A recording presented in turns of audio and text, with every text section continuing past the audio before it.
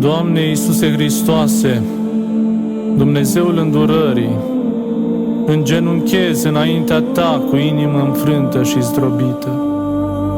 Ție ți încredințez ceasul cel din urmă al vieții mele și ceea ce urmează după aceea.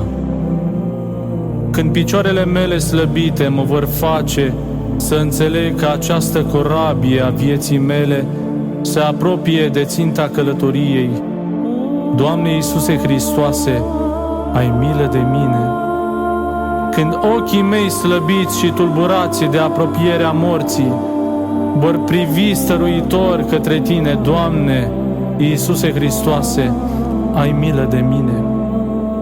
Când mâinile mele tremurânde și amorțite nu vor mai putea ține bine crucea Ta și fără voia mea o voi lăsa să cadă peste patul durerii mele, Doamne Iisuse Hristoase, ai milă de mine.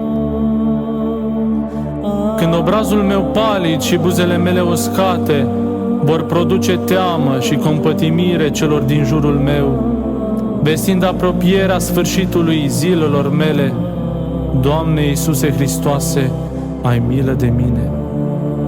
Când urechile mele nu vor mai auzi vorbele oamenilor, ca să asculte glasul Tău, care va rosti judecata, de care va depinde soarta mea, Doamne Iisuse Hristoase, ai milă de mine.